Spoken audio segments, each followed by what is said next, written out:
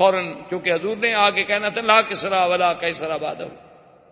تو یہ سارے انتظامات جو کیے جا رہے ہیں کہ کہیں کنگرے گر رہے ہیں اور روشنی آتی ہے تو روشنی سے سیدھا قصور شام کے محل دکھائے جاتے ہیں، کیونکہ میرے مدنی کی ابتدا مکہ سے تھی، مہجر مدینہ تھا اور انتہا شام تھی. کیونکہ حضور صلی اللہ علیہ وسلم کو معراج کہاں سے ہوا؟ حضور صلی اللہ علیہ وسلم کا اسراء کہاں سے ہوا؟ مکہ سے شام، بیت المقدس. اور یوم محشر کہاں قائم ہوگا؟ شام، بیت المقدس. تو لہذا ابتدا تھی اور یہاں سے نور کے ساتھ آپ کا انتہا بھی دکھا دی گئی کہ مدنی کا مولد مکہ ہوگا اور مہجر جو ہے وہ طیبہ ہوگا اور منتہا جو ہے وہ شام ہوگا، بیت المقدس ہوگا. اچھا، اور خدا کی شان دیکھیں، عیسیٰ ابن مریم بھی تصدیق کے لیے کہاں اتریں گے؟ وہی شام. تو اب جناب بی بی آمنہ فرماتی ہیں کہ حضور صلی اللہ علیہ وسلم سرکار دو عالم، رحمت دو جہاں، سرکار مدینہ صلی اللہ علیہ وسلم جب پیدا ہوئے تو فرماتی ہیں یہ تمام دنیا کے بچوں سے ایک علیحدی وضع پہ پیدا ہوئے کہ باقاعدہ مورخین نے لکھا ہے کہ آپ جب پیدا ہوئے تو آپ کے دونوں ہاتھ زمین پہ تھے اور ایسے محسوس ہوتا تھا کہ سجدہ کر رہے ہیں اپنے اللہ کو، اور اس کے بعد ایسے انگلی اٹھائی اور آسمانوں کی طرف دیکھا. یہ کوئی تصور بھی نہیں کر سکتا تھا کہ ایک پیدا ہونے والا بچہ یوں کرے. بعض علماء نے تو حضور کا کلام بھی نقل کیا ہے کہ جیسے مہد میں عیسیٰ علیہ السلام نے کلام کیا، اسی طریقے سے یعنی گود میں اس ماشتہ کے بیٹے نے کلام کیا، اصحاب اخدود کے واقعے میں باقاعدہ ایک بچے نے کلام کیا، موسیٰ علیہ السلام پہ جب تہمت لگی تو بچے نے کلام کیا، یوسف علیہ السلام پہ جب تہمت لگی تو بچے نے کلام کیا. تو بعض علماء نے نقل کیا ہے کہ حضور نے بھی کلام کیا، اور بعض نے اتنا لکھا ہے کہ پہلا کلام ہی یہ تھا اللہ اکبر کبیرہ والحمد للہ کثیرا وسبحان اللہ بکرۃ واصیلا. اور سیرت پاک کے اس پہلو پہ دیکھیں کہ حضور صلی اللہ علیہ وسلم بی فرماتی ہیں کہ ولد مختونا ومسرورا، کہ حضور جب پیدا ہوئے تو ختنہ ہو چکا تھا، اور حضور جب پیدا ہوئے تو چہرے پہ مسکراہٹ ہے، مسرور ہیں، خوشی ہے. عبد المطلب کو خبر دی گئی کیونکہ حضور کی پیدائش سے 6 مہینے پہلے ہی آپ کے والد عبداللہ تو فوت ہو گئے. آپ خدا کی شان دیکھیں کہ والد یوں فوت ہو گئے، پھر بعد میں والدہ فوت ہو گئی، دادا فوت ہو گئے، چاچا فوت ہو گئے، اور حضور صلی اللہ علیہ وسلم کی وہ شان یتیمی جس کو قرآن نے خود ذکر کیا کہ الم یجدک یتیما، لیکن آگے بھی کہہ دیا فآوا، کہ میرا مدنی آپ کو ہم نے یتیم نہیں پایا، پھر ہم نے آپ کو خود تربیت دی، خود حفاظت کی. کیونکہ کوئی یہ تصور نہ کرے کہ یتیم بچے تو عام طور پہ بھٹک جاتے ہیں، ان کو تو کوئی سنبھالنے والا نہیں ہوتا، نہ باپ نہ ماں. جن کے ماں باپ ہیں وہ تو کنٹرول کرتے ہیں نا بچے کو، کیا پڑھ رہا ہے، کہاں جاتا ہے، کہاں سوتا ہے، کون دوست ہیں. لیکن جو یتیم ہے اس کا کون فکر کرے؟ اللہ نے فرمایا نہ میرے مدنی کو ایسا یتیم نہ سمجھنا، اس کا تو میں خود انتظام کرنے والا ہوں،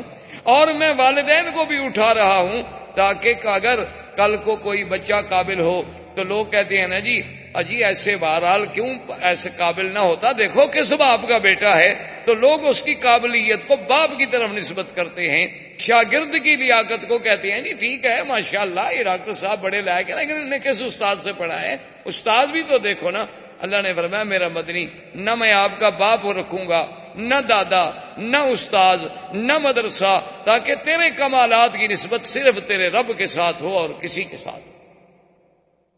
اور کسی سے نسبت کی ہی نہ جا سکے. کوئی یہ نہ کہے کہ جی باپ کی تربیت نے ان کو بنا دیا.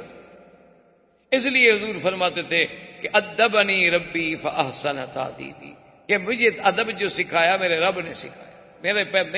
میری تربیت میرے رب نے کی ہے. تو وہ کیسا ادب تھا کہ آپ حیران ہوں گے کہ پیدا ہونے کے بعد بھی جنہوں نے بائیں پستان سے کبھی دودھ پینا گوارا نہیں کیا، کہ میں نبی ہوں، میرا کام دائیں سے پینا ہے، دائیں ہاتھ سے پینا ہے، دائیں چیز کو پسند کرنا ہے، میں یہ سار کو کیوں پسند کروں.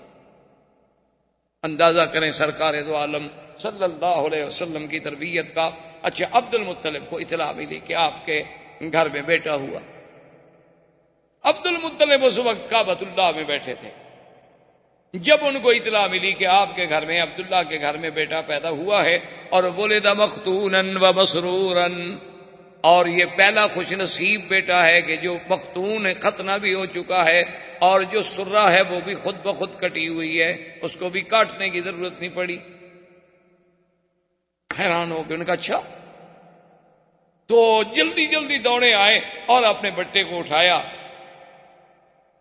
اور پتہ ہے، اور بی بی بھی کہتی ہے اللہ اکبر۔ اب حالانکہ دیکھیں کہ اس وقت نہ توحید ہے نہ دین ہے، لیکن بی بی آمنہ کہتی ہے کہ حضور کے پیدا ہونے کے بعد جو پہلا لفظ میں نے کہا نا حضور کے لیے، جو پہلا کلمہ میرے منہ سے نکلا، اور وہ کیوں نکلا، وہ فرماتی ہیں کہ میں ابھی حضور میرے پیٹ مبارک میں تھے کہ میں یہ سن چکی تھی آواز کہ جب بچہ پیدا ہو یوں کہنا، اعیذک باللہ الواحد من کل حاسد، کہ میں تمہیں اس اللہ واحد کی پناہ میں دیتی ہوں ہر حسد کرنے والے سے۔ یعنی پہلا کلمہ جو ہے وہ بھی اللہ سے پناہ پکڑے، اور حضور صلی اللہ علیہ وسلم کو اللہ کی حفاظت میں دے رہی۔ عبد المطلب نے جو اٹھایا حضور صلی اللہ علیہ وسلم کو اپنے ہاتھوں پہ، تو فوراً کعبۃ اللہ کے اندر لے گئے۔ عبد المطلب لے کے آئے اور سب سے پہلے کعبے کے اندر لے گئے، اور کعبے کے اندر جا کے اللہ تبارک و تعالیٰ سے دعا کی کہ مولا میرا بیٹا عبداللہ تو فوت ہو گیا ہے، لیکن اتنے جو تو نے شان والا بچہ مجھے عطا فرمایا ہے تو اس کی حفاظت فرما، اس سے دنیا کے ہر شر سے، دنیا کے ہر حسد سے، دنیا کے ہر عناد سے محفوظ فرما، اور اس کو عظمتیں عطا فرما۔ کعبۃ اللہ کے اندر دعا کر کے واپس آئے، اور آ کے بی بی آمنہ سے کہا کہ خیال رکھنا، اس کا چہرہ مجھے بتا رہا ہے کہ ان ابنی ھذا لشان، اس میرے بیٹے میں کوئی بات ضرور ہونی ہے، یہ ہے کوئی شان والا بچہ۔ اور اسمیہ محمدا، میں آپ کا نام محمد تجویز کرتا ہوں۔ اور سرزمین عرب میں یہ رواج تھا کہ جب بچہ پیدا ہوتا تھا تو وہ خود دودھ نہیں پلاتی تھی مائیں، دودھ پلانے کے لیے انہیں دیہاتوں میں بھیجا جاتا تھا، دور بھیجا جاتا تھا شہروں سے، اور انہیں دور رکھا جاتا تھا۔ اس کی وجہ مورخین نے لکھی ہے کہ اصل ایک وجہ تو یہ تھی کہ شہر کی فضا اور جو اور خوراک اتنی صاف نہیں ہوتی جتنی دیہات کی صاف ہوتی۔ دیہات کی فضا بھی قدرتی بات ہے صاف ہوتی ہے، اور ہوا بھی اور غذا بھی۔ اب بھی دیکھ لیں آپ، شہر میں آپ کو وہ نعمت میسر نہیں آ سکتی، جب آپ اپنے علاقوں میں، اپنے وطن میں، دیہات میں جاتے ہوں گے تو عجیب سی بات ہوتی۔ یعنی آپ، مجھے ایک دفعہ میں سفر کر رہا تھا تو ہمارا علاقے کے ساتھ ہی، جسے آپ کہتے ہیں نا سہارا، یا آپ کے ہندوستان میں بھی راجستھان کا جیسے علاقہ ہے، وہ بھی اسی طرح ہمارے ساتھ بھی پاکستان میں راجستھان کے سہارا کا علاقہ ہے، اور وہ ہمارے ڈسٹرکٹ سے قریب ہے۔ تو وہاں کچھ دوستوں نے، انہوں نے کہا کہ حضرت آپ آتے ہیں اور جلسہ، سفر، تقریر، درس، صبح درس، مغرب کو درس، عشاء کو درس، رات کو جلسہ، پھر سفر، تو کم از کم آپ ایک دن 2 دن دیں تاکہ ہم آپ کو یہاں کو ہرن ورن کا شکار کھلائیں، یہ کریں وہ۔ خیر میں نے کہا اب 2 دن والی بات تو ہو نہیں سکتی، ایسا کریں گے چلو کبھی آپ کے ساتھ شکار کیا ہم نے کھیلنے ہیں، تو رات کو آ جائیں گے۔ تو وہاں جب میں گیا تو میں کہنے کا مقصد یہ تھا کہ مجھے اتنی جناب گلے میں تکلیف، نزلہ، زکام، تھکان، اتنی بدن ٹوٹ رہا ہے۔ اب وہاں جا کے یاد آیا کہ بھئی وہ اتفاق سے وہ دوائیوں کا بیگ بھی میں نے ساتھ ہی رکھا، کیا کھاؤں کیا نہ کروں۔ اب صحرا ہے، روئی کا علاقہ ہے، ٹیلوں پہ بیٹھے ہوئے، نہ گھر ہے نہ کچھ ہے۔ تو ان سے میں نے کہا کہ بھئی کیا؟ انہوں نے کہا جی ابھی آپ کا علاج کرتے ہیں۔ وہ جناب گھی لے آئے خالص، اور اس کے انہوں نے کہا کہ جی یہ 2-3 فنجان بھر کے پی جائے۔ انہوں نے کہا میں نے زندگی میں 1 تولہ گھی نہیں پیا، پیدا ہونے کے بعد پتہ نہیں ماں شاہ نے کھلا دیا ہو مکھن وکھن، تو وہ تو یاد نہیں، اس کے بعد تو مجھے یاد نہیں آتا۔ انہوں نے کہا حضرت آپ پیے؟ انہوں نے کہا اللہ کے بندے گھی پینے سے میرا نظرہ ٹھیک ہو جائے، میں تو اور مر جاؤں گا۔ انہوں نے کہا جی آپ پیئے تو صحیح۔ خیر بہرحال زبردستی مجھے انہوں نے پلا دیا۔ آپ یقین فرمائیں کہ میں نے زندگی میں اتنا اچھا گھی اور اتنا اچھا اس کا ذائقہ، خوشبو، اور جناب انہوں نے کہا جی اب آپ تو جائیں، کہاں تھکان گئی، کہاں ہمارا نزلہ گیا، کہاں گلے کی خشکی، کہاں وہ خراش، وہ ٹھیک ٹھاک۔ انہوں نے کہا جی ہمارے ہاں تو یہی علاج ہوتا ہے۔ میں کہا یار یہ عجیب علاج ہے یار۔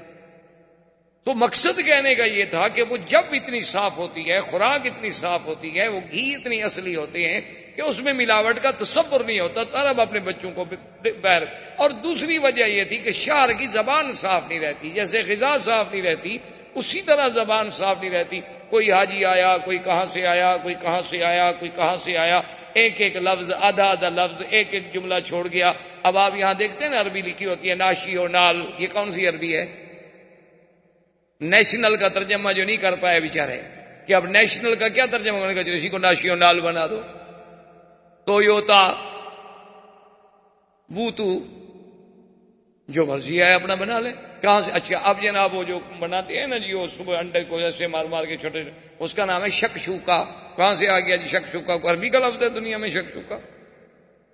پیزا کون سی عربی ہے جی پیزا؟ یہ تو اٹالین پراٹھے کا نام ہے پیزا، یہاں کون سی عربی میں آ گیا پیزا؟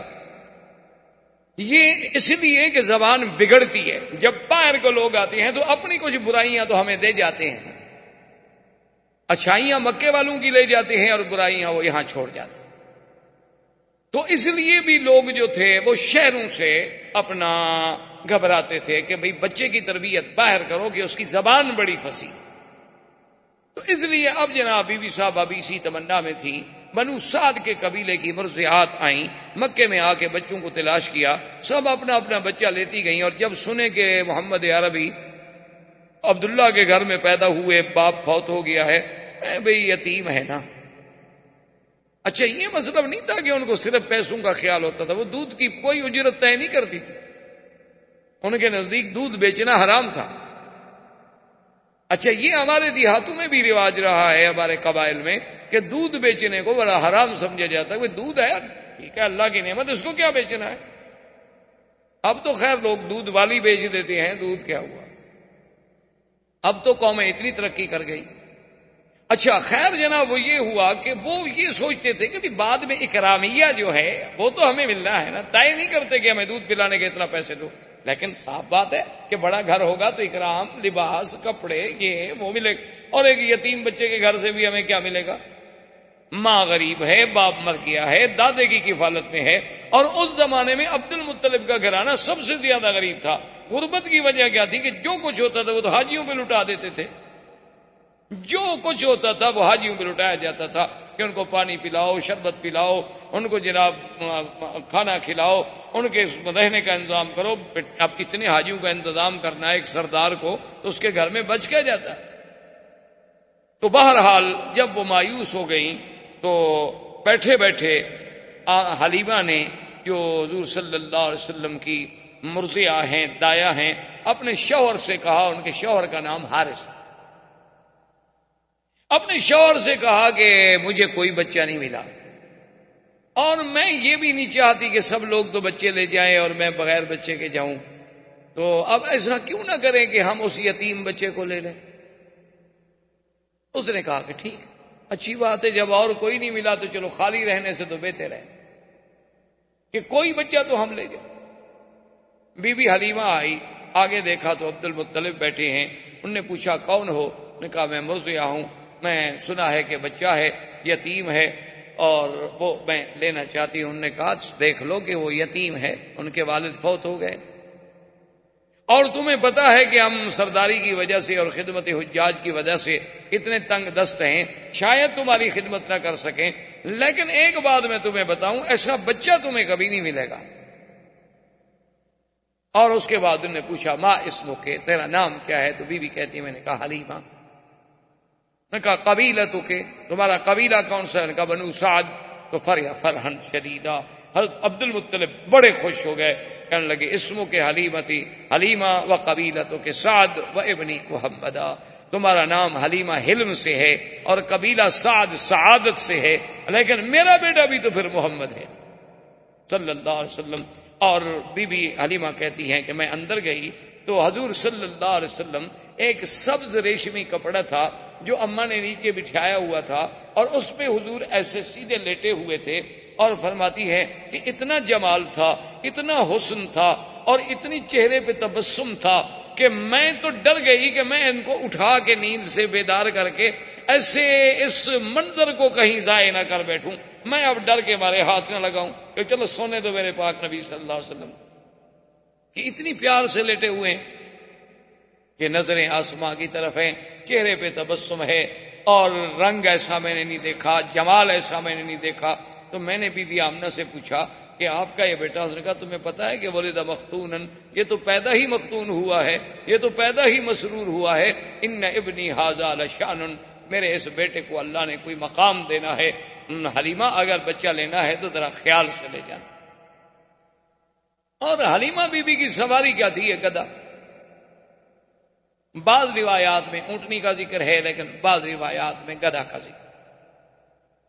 اچھا، اب جناب عجیب شان دیکھیں کہ جب وہ آئے، سواری چونکہ ایک تھی، آگے اس کا شوہر بیٹھا، اصولی سی بات تھی کہ خامن جو ہیں وہ آگے بیٹھتے ہیں اور عورتیں پیچھے بیٹھتی ہیں۔ آج کل تو نہیں، یعنی اس زمانے کی میں بات کر رہا ہوں، یہ حضور صلی اللہ علیہ وسلم کے اس دور ولادت کی بات ہے۔ تو بہرحال وہ حارث جو تھا وہ سواری پہ آگے بیٹھا، اور اس کے بعد ان کی بیوی پیچھے۔ اب بیوی پیچھے بیٹھے گی تو حضور کو تو آخر وہ گود میں لے گی نا۔ اچھا، جب گود میں لے کے بیٹھی، سواری نہیں چلتی، وہ سواری کھڑی نہ ہو۔ اب بیوی کہتی ہے میں حیران ہو گئی، پہلے ہماری سواری کمزور تھی، اب اور یہ ہو گیا کہ بھئی اتنا بچے کا بوجھ تو نہیں ہو سکتا کہ اس کی وجہ سے یہ نہ چلے۔ تو کہتی ہیں کہ میں نے کہا اپنے شوہر سے کہ ایسا کرو کہ سواری ایک تو کمزور ہے، دوسرا شہر میں آنے کے بعد بھی سواری جو ہے جانور پر اثرات ہوتے ہیں، ابھی تم اس کو آگے پکڑ کے چلاؤ، جب باہر نکل جائیں گے پھر تم بیٹھ جانا۔ تو جب میرا خاوند اترا، اس نے آگے پکڑا تو چل پڑی، اور جب ہم شہر سے نکل گئے ہم نے پھر سواری کو بٹھا دیا، پھر اسی طرح بیٹھے، پھر وہ رک گئی۔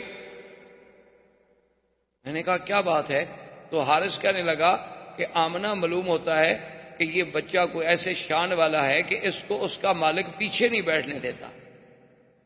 اس کو آگے ہی بٹھانا ہوگا،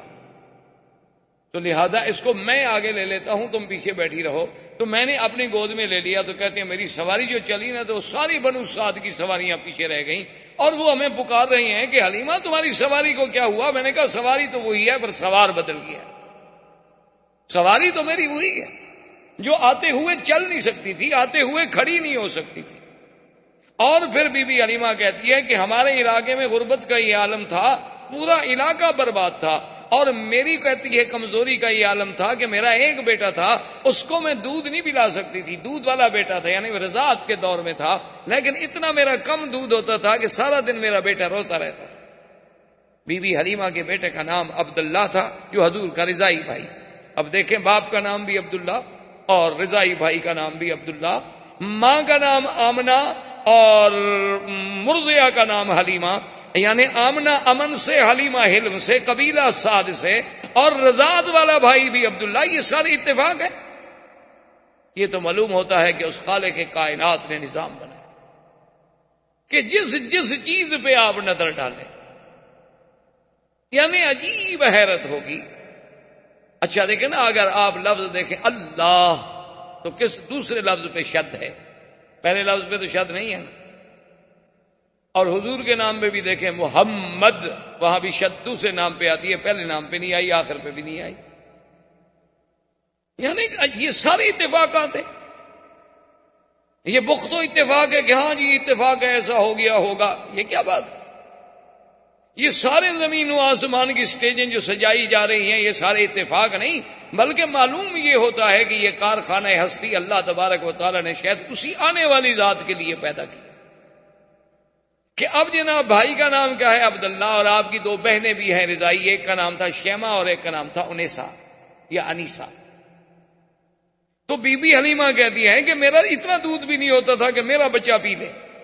وہ بیچارہ روتا رہتا تھا، نیند نہیں آتی تھی بھوک کے مارے، کہ اور تو کوئی رضا کوئی نہیں تھی۔ لیکن کہتی ہے جب میں حضور کو لے کے آئی تو کہتی ہے پہلا دن تھا کہ میرے سینے کے دونوں حصے جو ہے دودھ سے بھر گئے، اور حضور پاک نے بھی پیٹ بھر کے دودھ پیا اور میرے بیٹے نے بھی پیٹ بھر کے دودھ پیا، اور دونوں آرام کرتے رہے کہ اللہ نے میرے بدن میں بھی انقلاب، میرے گھر میں بھی انقلاب، اور میری بکریاں شام کو چرنے گئی، واپس آئیں تو ان کے نت بھرے ہوئے ہیں دودھ سے۔ ایک ہماری بالکل مریل قسم کی اونٹنی تھی جو اٹھ کے نہیں کھڑی ہو سکتی تھی، تو میرا شوہر دوڑا ہوا آیا، اس نے کہا حلیمہ دیکھا وہ اونٹنی کھڑی ہے اور دودھ اترا ہوا ہے، برتن لاؤ میں دودھ لے کے آؤں، چونکہ اونٹنی کا دودھ عرب کو بڑا محبوب تھا۔ تو اللہ تبارک و تعالیٰ نے حضور پاک صلی اللہ علیہ وسلم کی بی بی حلیمہ کے گھر جانے سے وہ ظاہری برکتیں، وہ باطنی برکتیں، وہ معنوی برکتیں، وہ حصی برکتیں، وہ وجودی برکتیں ایسے اظہار ہوئے کہ دنیا دنگ رہ گئی۔ اور پھر بی بی کہتی ہے کہ حضور کے اپنے بدن میں جو بڑھنے کا انداز تھا، یعنی عجیب حیرت کی بات تھی کہ جو بچہ 1 مہینے میں بڑھتا ہے اتنا حضور 1 دن میں بڑھ جاتے تھے۔ یعنی بی بی صاحبہ فرماتی ہیں جب حضور کی عمر 2 سال کی ہوئی ہے تو آپ 6 سال کے نظر آتے تھے، اور حضور صلی اللہ علیہ وسلم نے 4 مہینے کی عمر میں بولنا شروع فرما دیا، اور اتنے فصیح لفظ کہ اب دیکھیں نا، حضرت ابو بکر صدیق خود قریشی ہے، خود اہل مکہ ہیں۔ کبھی کبھی انہوں نے ایک دفعہ حضور صلی اللہ علیہ وسلم سے کہا کہ یا رسول اللہ صلی اللہ علیہ وسلم، مجھے بڑی حیرت ہوتی ہے کہ کبھی آپ ایسا لفظ بولتے ہیں کہ ہم عرب ہیں، کرشی ہیں، لیکن ہمیں بھی سمجھ نہیں آتا اس کا ترجمہ۔ تو حضور نے فرمایا کہ ابو بکر ایسا کیوں نہ ہو، ایسا کیوں نہ ہو، ولدت فی قریش وربیت فی بنو سعد، اللہ نے مجھے قریش میں پیدا کیا اور بنو سعد جیسے قبیلے میں نے وہاں تربیت پائی، میں نے وہاں دودھ کا زمانہ گزارا۔ اگر میری زبان فصیح نہیں ہوگی تو پھر کس کی زبان فصیح؟ تو اللہ تبارک و تعالی آپ کو بھی اور مجھے بھی حضور کی سیرت پر عمل کرنے کی توفیق عطا فرمائے۔ زندگی باقی تو بات باقی۔ اللہم صلی علی سیدنا محمد وعلی آل سیدنا محمد کما صلیت علی ابراہیم وعلی آل ابراہیم فی العالمین انک حمید مجید۔ برادران اسلام، جیسا کہ الحمدللہ آپ کو علم ہے کہ چند دنوں سے ہم سیرت رسول پاک صلی اللہ علیہ وسلم کے ضمن میں کچھ باتیں کہہ رہے ہیں اور سن رہے ہیں۔ سب سے پہلے درس اول میں جزیرہ عرب کے حالات پہ بات کی گئی کہ حضور صلی اللہ علیہ وسلم سے قبل جزیرہ عرب کا کیا حال ہے۔ اس کے بعد حضور صلی اللہ علیہ وسلم کی بعثت کے مطابق جو مبشرات تھے، جو اشارات تھے، جو ارہاسات تھے، جو کنایات تھے، جو مؤشرات تھے، ان پر بحث کی گئی اور اس کو ذکر کیا گیا درس میں۔ اور پھر تیسرے درس میں حضور صلی اللہ علیہ وسلم کی ولادت باسعادت، حضور صلی اللہ علیہ وسلم کا ولادت کے وقت کے حالات، حضور صلی اللہ علیہ وسلم کے ولادت کے وقت کے معجزات، اور حضور صلی اللہ علیہ وسلم کے لیے اسم محمد کا تجویز ہونا، یہ ذکر کیا گیا۔ اور پھر حضور کی رضاعت، حضور صلی اللہ علیہ وسلم کا بی بی حلیمہ سعدیہ کے پاس تشریف لے جانا، جیسے عرب کی یہ عادت تھی کہ بچوں کو ولادت کے بعد دیہات میں، جنگلوں میں، دور افتادہ آبادیوں میں بھیجا کرتے تھے تاکہ خالص غذا ملے، خالص لغت ملے، ان کی لغت بھی فصیح ہو، ان کی صحت بھی بہتر ہو، اور شہر کی آلودگیوں سے بچ جائیں اور ان کی زبانوں میں بھی کسی قسم کا خلل نہ آئے۔ اس بنا پر حضور صلی اللہ علیہ وسلم کو بھی بی بی حلیمہ جو قبیلہ بنو سعد کی مرضیہ تھی، دودھ پلانے والی تھی، وہ ان کی نصیب میں حضور صلی اللہ علیہ وسلم کی ولادت آئی، رضاعت آئی، اور وہ ان کو لے کر اپنی بستی بنو سعد میں، جو قبیلہ بنو سعد مکے اور طائف کے درمیان میں ایک جگہ تھی، وہاں لے گئے۔ اسی ضمن میں ہم نے یہ بھی ذکر کیا تھا کہ حضور صلی اللہ علیہ وسلم کے رضائی بھائی بھی تھے عبداللہ، اور آپ کی ایک رضائی بہن بھی تھی جن کا نام شیمہ۔ تو اب بی بی حلیمہ فرماتی ہے کہ حضور صلی اللہ علیہ وسلم کے آنے کے بعد ایسی ایسی برکات کا ظہور ہوا کہ جس کا ہم تصور بھی نہیں کر سکتے، کہ ہمارے گھروں میں جو قحط کا عالم تھا اللہ نے برکتیں پیدا فرما دی۔ بی بی حلیمہ فرماتی ہیں کہ میرا اپنا دودھ اتنا نہیں ہوتا تھا کہ میرا اپنا بچہ جو ہے وہ پی لے اور اچھی طرح نیند لے سکے، لیکن حضور صلی اللہ علیہ وسلم کے آنے کے بعد اللہ نے میرے دودھ میں بھی اتنی اضافہ کر دیا کہ اب ایک بچے کے بجائے دونوں پیتے اور دونوں آرام سے سکون کے ساتھ آرام کرتے۔ اور اسی طرح بی بی حلیمہ سعدیہ یہ فرماتی ہیں کہ حضور صلی اللہ علیہ وسلم کی جو اٹھان تھی وہ عام بچوں سے علیحدہ تھے، کہ یعنی جو بچہ 1 مہینے میں بڑھتا ہے حضور 1 ہفتے میں بڑھ جاتے، اور حضور صلی اللہ علیہ وسلم کا لیٹنا، حضور صلی اللہ علیہ وسلم کا باتیں کرنے کا انداز چھوٹی سی عمر میں، حضور صلی اللہ علیہ وسلم کا کسی بات میں جھگڑا نہ کرنا، کسی بات میں تعارض نہ کرنا، حضور صلی اللہ علیہ وسلم کا باوجود چھوٹی سی عمر کے ہر چیز میں تیامن یعنی دائیں طرف کو ترجیح دینا،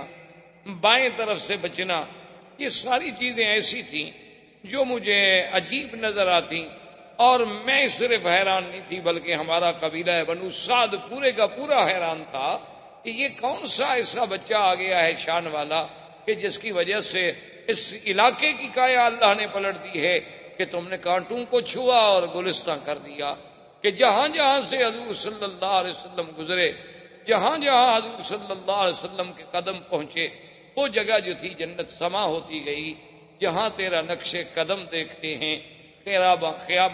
خرامہ خرامہ ارم دیکھتے ہیں۔ تو اسی اسنا میں کہتی ہیں جب حضور تھوڑے کچھ چلنے پھرنے کے قابل ہو گئے تو حضور پاک صلی اللہ علیہ وسلم نے مجھ سے پوچھا کہ اماں حلیمہ میرے بھائی جو ہیں یہ کہاں چلے جاتے ہیں؟ سارا دن غائب ہوتے ہیں، شام کو آتے ہیں، میرا بھائی بھی غائب ہو جاتا ہے، میری بہن شیمہ بھی غائب ہو جاتی ہیں، تو یہ کہاں چلی جاتی ہیں؟ تو بی بی حلیمہ سعدیہ نے کہا کہ بیٹا کیونکہ ہم غریب لوگ ہیں، کچھ دمبیاں ہیں، کچھ بکریاں ہیں، کچھ مویشی ہیں، تو ان کو وہ چرانے کے لیے دور جاتے ہیں اور چرا کے شام کو واپس آ جاتے ہیں۔ تو فرماتی ہیں کہ محمد مصطفیٰ صلی اللہ علیہ وسلم نے فرمایا کہ اماں میں بھی ان کے ساتھ بکریاں چرانے کے لیے جاؤں۔ تو میں نے کہا بیٹا آپ کو تکلیف کرنے کی کیا ضرورت ہے، آپ کو تو ہم اپنے پاس لائے ہیں خدمت کے لیے۔ انہوں نے کہا نہیں، میں یہ نہیں سوچ سکتا کہ میرے بھائی اور بہن ایک عمل کریں، ایک محنت کریں اور میں اس میں شرکت نہ کروں۔ تو حضور صلی اللہ علیہ وسلم بھی تشریف لے گئے۔ اسی اسنا میں وہ واقعہ پیش آیا کہ ایک دن آپ کے بھائی عبداللہ اور آپ کی بہن شیمہ جو تھی وہ بھاگتی ہوئی آئیں اپنی اماں کے پاس، اور انہوں نے کہا کہ اماں ہمارا وہ جو قرشی بھائی ہے نا، قد جاء رجلان فقتلہما، 2 آدمی آئے انہوں نے ہمارے بھائی کو قتل کر دیا۔ تو بی بی حلیمہ سعدیہ کہتی ہیں کہ میرے تو پاؤں کے نیچے سے زمین نکل کہ بھئی ہمارے پاس تو وہ قریش کی امانت ہے، اور خدا نہ خواستہ ایسا واقعہ ہو جائے تو پھر ہمیں کہاں قریش معاف کرے۔ تو کہتی ہیں کہ میں نے شور مچایا اور میں بھاگی، میرا خامن دوڑے، اس کے بعد ہمارے قریب کے جو رشتہ دار تھے وہ دوڑے، اور ہم جب دوڑے پہنچے تو ہم نے دیکھا کہ ایک درخت کے نیچے ایک ٹہنی پکڑ کر سرکار دو عالم سرکار مدینہ صلی اللہ علیہ وسلم کھڑے ہیں۔ آپ کے چہرے مبارک کا رنگ البتہ تو متغیر، رنگ جو ہے محسوس ایسے ہوتا ہے کہ جیسے رنگ اڑا ہوا۔ تو ہم نے جلدی سے جا کے بی بی حلیمہ نے سینے سے لپٹایا کہ یا حبیبی و یا ولدی، اے میرے بیٹے خدا تجھے ہر دشمن سے محفوظ رکھے، کیا ہو گیا؟ اس نے کہا اماں کوئی ایسی بات نہیں ہے، بات اتنا ہے کہ میں ایسے کھڑا تھا، وقت نزل رجلان، ایسے اوپر سے معلوم ہوا کہ 2 بندے آئے اور بڑا سفید لباس انہوں نے پہنا ہوا تھا، اور انہوں نے آ کر مجھے پکڑا، پکڑنے کے بعد مجھے سلا دیا، اور میں سب کچھ دیکھ رہا تھا، اور ایک بڑی تست تھی سونے کی، اور اس تست میں کیا کیا تھا اللہ عالم۔ پھر انہوں نے مجھے لٹانے کے بعد میرے سینے مبارک کو یہاں سے لے کر کھولا بالکل عین ناف تک، کھولنے کے بعد انہوں نے میرے دل مبارک کو نکالا، اور میں یہ ساری کاروائی دیکھ بھی رہا ہوں، یعنی یہ سارا آپریشن، اور پھر دل مبارک کا باہر آ جانا، یعنی آج دنیا جس کو اپنے سرجری کا معراج سمجھتی کہ ہم نے سرجری میں وہ مقام حاصل کر لیا ہے کہ ہم دل کا معاملہ ٹھیک کر لیتے ہیں، والو بدل لیتے ہیں، بائی پاس ہو جاتا ہے، دل کو باہر نکال لیتے ہیں، دل کو سیف رکھنے کے لیے اندر ایک مشین فٹ کر دیتے ہیں، متبادل دل لگانے کی باتیں اور سب ہو، لیکن آپ اندازہ کریں کہ 1400 سال پہلے جبکہ کوئی وسائل نہیں، کوئی ہسپتال نہیں، کوئی آپریشن تھیٹر نہیں، کوئی انتظامات نہیں، تو یہ تو آپریشن جو ہے نوری مخلوق کر رہی ہے اور الہی حکم سے ہو رہا ہے کہ آپریشن کرنے والے بھی کون ہیں؟ اللہ کے فرشتے ہیں، ملک ہیں، جبرائیل و میکائیل ہیں، اور جس ذات کا آپریشن کیا جا رہا ہے وہ کون ہے؟ محمد رسول اللہ صلی اللہ علیہ وسلم۔ تو کہتے ہیں کہ حضور صلی اللہ علیہ وسلم، اور کمال یہ ہے کہ آپ کی کوئی بے ہوشی نہیں، آپ کو کسی دوائی سے کسی چیز سے اتنا زیر اثر نہیں کیا گیا کہ آپ بے ہوش ہو جائیں، کہ اتنا بڑا سینے کا چیر دینا، اتنا بڑا کھول دینا، پھر دل مبارک کا نکالنا، نکال کے باہر دھونا۔ اور سب سے بڑی بات یہ ہے کہ حدیث مبارک میں یہ بھی آتا ہے کہ اس دل میں کوئی چھوٹا سا ایک ٹکڑا تھا، وہ بھی نکال کے انہوں نے باہر پھینک دیا، اور یہ بھی کہا کہ ھذا حظ شیطان، وہ حصہ چھوٹا سا نکال کے باہر ڈال دیا گیا، اور پھر سینہ مبارک میں دل مبارک رکھا گیا، اور پھر اس کو سیا گیا۔ تو بی بی حلیمہ یہ باتیں سن رہی ہیں، اور ان کے لیے تو یہ سمجھ سے بالا تر بات ہے نا کہ کسی بچے کو اس طرح، اور ایسا دنیا میں کون سا آپریشن ہے کہ جو لمحوں میں ہو جائے اور لمحوں میں ٹھیک ہو جائے، لیکن کہتے ہیں کہ آثار جو تھے سلائی کے، نشان جو تھے وہ باقی تھے۔ اچھا اللہ چاہتے تو یہ نشان بھی مٹ جاتے، جو خداوند قدوس اتنی بڑا آپریشن اپنے پاک نبی کا کرا سکتے ہیں ملائکہ کو بھیج کر، نشان بھی مٹ جاتے، لیکن نشان مٹ جاتے تو منکرین کو انکار کا ایک بہانہ مل جاتا کہ کافروں کو تو آپ چھوڑیے، بڑے بڑے مسلمانوں نے بھی شک کے صدر کا انکار کیا ہے۔ انہوں نے کہا کہ یہ جو کہتے ہیں کہ سینہ مبارک شک ہوا، یہ روایات ایسی نہیں ہے کہ ہم جس پر ایمان لے آئیں، کیونکہ حدیث مبارک تو لکھی ہی حضور کے 250 سال بعد گئی ہے۔ یہ شک کے صدر ہونا، سینے کا چیرا جانا، دل مبارک کا باہر نکال لینا، پھر دل کو دھونا، دھونے کے بعد دل کو اندر رکھ دینا، اور بغیر اسباب ظاہریہ کے، اتنی بڑی بات جو ہے، انہوں نے کہا اصل میں مولویوں کو دھوکہ لگا ہے کہ انہوں نے شک کے صدر کو حقیقت پہ محمول کر دیا، حالانکہ معنی یہ تھا کہ اللہ نے اپنے نبی کا دل مبارک جو ہے کھول دیا، یعنی اس کو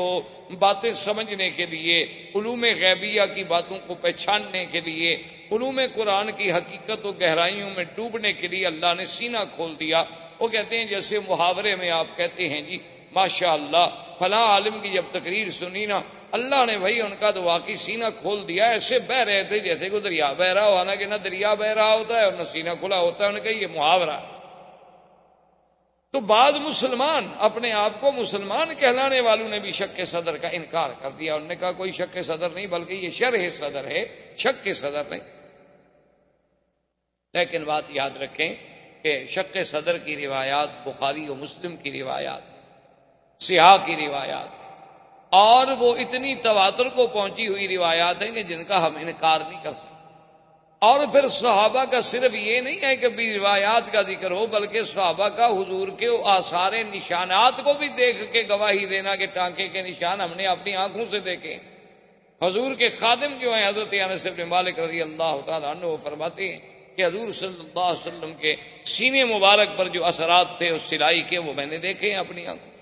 اور پھر جہاں شرح صدر ہے وہاں قرآن نے تو خود کہا ہے شرح صدر، الم نشرح لک صدرک ووضعنا عنك وزرك الذي انقض ظهرك،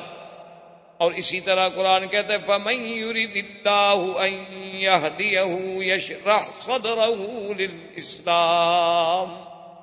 فهو على نور من ربه، اور اسی طرح قرآن نے موسیٰ علیہ السلام کی دعا نقل کی، رب اشرح لي صدري ويسر لي امري وَاحْلُلْ عُقْدَةً مِّن لِّسَانِي يَفْقَهُوا قَوْلِي، اور حضور کی دعا تھی اللہم متعنا بِأَسْمَائِنَا وَأَبْصَارِنَا وَاشْرَحْ صُدُورَنَا۔ تو شرح صدر تو قرآن نے خود ذکر فرمایا۔ تو اگر شرح صدر سے علماء کو دھوکہ لگتا تو اس شرح صدر والی آیت میں وہ لکھ دیتے کہ یہ شک صدر ہے، یا شک صدر والی آیت کے نیچے اور حدیث کے نیچے لکھ دیتے کہ یہ شرح صدر ہے۔ یہ بات نہیں، حضور کا ایک دفعہ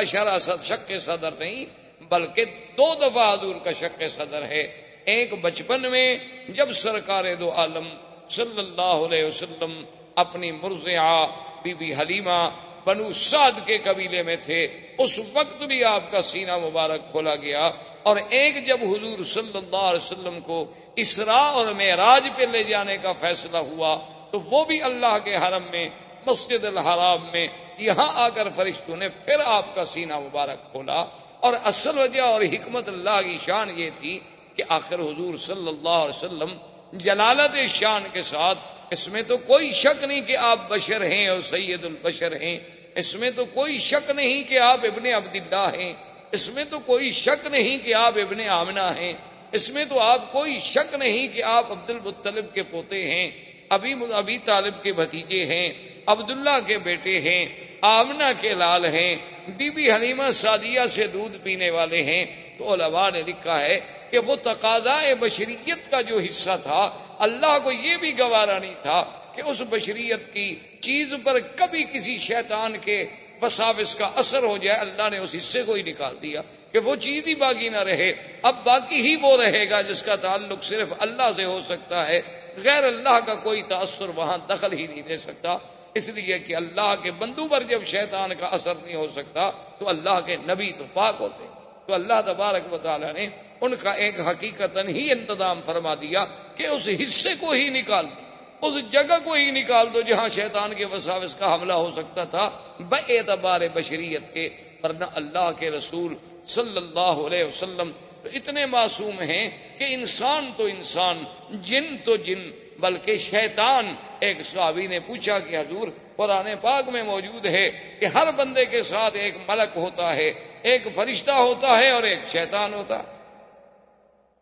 ایک قرین ہوتا ہے شیطان اور ایک ملک ہوتا ہے ہر بندے کے ساتھ، تو کیا یا رسول اللہ صلی اللہ علیہ وسلم آپ کے ساتھ بھی وہ قرین ہے، وہ شیطان ہے؟ آپ نے فرمایا کہ ہے ولکنہ اسلم، ہے تو صحیح لیکن وہ بھی مسلمان ہو گیا، تو لہذا اب وہ بھی میرے خلاف تو کوئی غلط بات تو مجھے نہیں بتا سکتا۔ یعنی حضور صلی اللہ علیہ وسلم کی صحبت کا یہ عالم تھا۔ تو ایک دفعہ تو آپ کو بچپن میں تیار کیا گیا کہ وہ حصہ جو ہے اس کو نکال دیا جائے اور آپ کے دل کو ایمان و حکمت سے بھر دیا جائے کہ انا سنلقی علیک قولا ثقیلا، پھر ہم نے آپ پر ایک بہت بڑا بھاری قول اتارنا ہے، اللہ نے قرآن اتارنا ہے، اللہ نے قرآن کے اعلان کے لیے اپنے پاک پیغمبر کو تیار کرنا ہے۔ تو یہ باطنی تیاری بھی ہو رہی تھی، ظاہری تیاری بھی ہو رہی تھی۔ تو اب بی بی حلیمہ کہتی ہیں کہ میں حیران ہو گئی، میں نے کہا اب اس کا حل کیا ہے، کیا ہو سکتا ہے؟ تو میں نے بڑی سوچ و بچار کے بعد، ایک ہمارے علاقے میں بہت بڑا کاہن تھا، بہت بڑا ماہر تھا، راہب تھا ان باتوں کا، تو میں اس کے پاس ان کو لے گئی اور میں اپنے خاوند کو بھی لے گئی۔ تو اس نے جب دیکھا تو اس نے کہا کہ نام کیا ہے؟ میں نے بتلایا کہ نام یہ ہے محمد صلی اللہ علیہ وسلم۔ کب پیدا ہوئے؟ 12 ربیع الاول کی رات میں۔ کہاں پیدا ہوئے؟ مکہ میں۔ کیا دیکھا؟ یہ دیکھا۔ کیا کیا آثار نظر؟ اس کے بعد اس نے کہا کہ حلیمہ بات یہ ہے کہ اس بچہ جو ہے یہ کوئی شان والا بچہ ہے، معلوم ہوتا ہے کہ شاید یہ سنت کا نبی ہو، لہذا اس کو تم بڑی حفاظت سے رکھو، اس کے تو بڑے دشمن ہو۔ تو اب بھی حلیمہ کہتی ہیں کہ میں گھبرا گئی، حالانکہ میں 2 سال کی عمر میں ایک دفعہ والدہ کے پاس لے گئی تو پھر منتیں کر کے میں لے آئی تھی حضرت کو، کیونکہ والدہ کہتی تھی کہ اب 2 سال کی عمر ہوگی تو آپ چھوڑ دیں۔ میں نے کہا کہ نہیں، مکے میں بیماری پھیلی ہوئی ہے، کہیں حضور کو تکلیف نہ ہو جائے، کیونکہ میں چاہتی تھی کہ یہ برکت میرے گھر سے کہیں دور نہ ہو جائے،